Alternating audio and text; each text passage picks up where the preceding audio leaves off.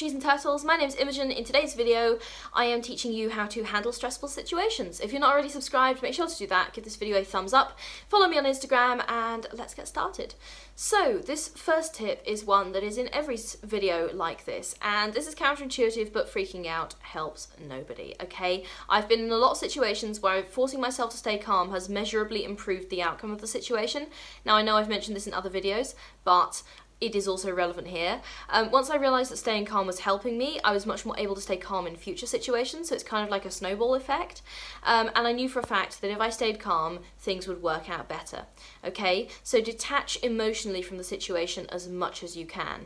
Now, I don't mean like become somebody who's got no empathy or whatever, but like if you can detach emotionally and like view it from a sort of logical point of view, like what do you need to do to make sure this thing works out, okay?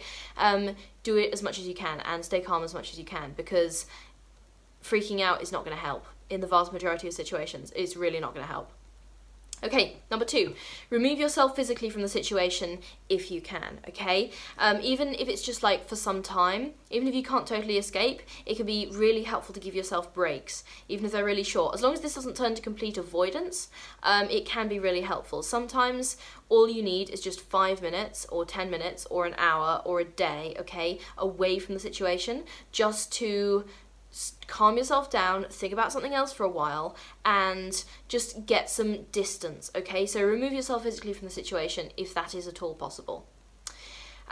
Be as kind as possible, but never allow others to make you feel worthless. Sometimes when we're in stressful situations, it is largely about other people, okay? So if you are kind to people, I find it often diffuses the situation. Now, someone comes into a situation and they're super angry, and if their anger is met with anger, then that can really escalate. But if their anger is met with like somebody being really calm and understanding and saying, look, that was my fault, I'm sorry, I messed up, it can really diffuse the situation just like that, okay? So be as kind as possible, but if you're right, don't let other people walk over you, okay? Sometimes it is okay to stand up for yourself, and in fact it's important. So it's a balance. Be kind, don't let the other people make you feel worthless, because you're not worthless. Sometimes if you're wrong, admit you're wrong, but it doesn't make you a bad person. In fact, if you can admit you're wrong, then that is a sign of maturity. So develop a toolkit, and by a toolkit I don't mean necessarily a physical toolkit, I mean like an emotional and mental toolkit,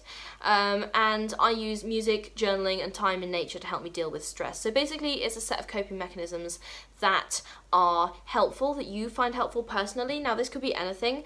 Try not to make it something super unhealthy that's doing damage to your mental and physical health, because I've had unhealthy coping mechanisms, and while they work, like in the short term, in the long run, they actually do more harm. So try not to do that.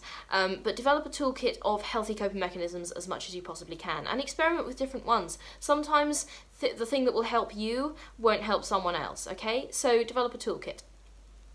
This next point isn't going to work for everyone as well, but I have found it very helpful, and that is to get medicated. Now, if you are someone who has a chronic mental health condition, and that's like either undiagnosed or you're not addressing it in any clinical way, then it can be helpful. Now, I got medicated for my anxiety after I was hospitalised with it, but in hindsight, I shouldn't have waited until it got that bad.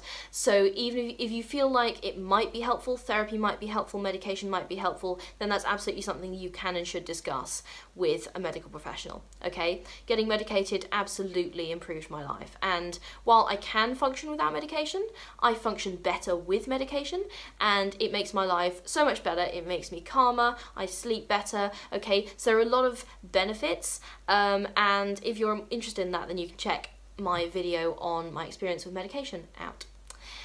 Mentally examine the worst case scenario, okay? Often it's so much less scary than you think. I mean, if you have anxiety, you're probably already thinking, what's the worst case scenario? But I often find once I do this, I can tell myself, well, whatever happens, the worst that can happen is X, whatever X is, and I can totally deal with that, okay? And even if you feel like you can't deal with it, at least you've mentally examined it, so you can kind of get used to the idea that it might happen. And often it doesn't happen, okay? 9 times out of 10, 99 times out of 100, it's probably not going to happen, okay? This is what I've found, like the worst case scenario is the worst case scenario for a reason, and that's because it's the worst that could possibly happen, and it very rarely does, okay? And even if it does, you thought of it, you were ahead of the game. Who gives a fuck? And finally, have faith in yourself, okay? You can deal with this. You're strong enough and you are more than smart enough too. Now, I know that in stressful situations, we often have a lot of self-doubt, like, am I good enough? Can I cope?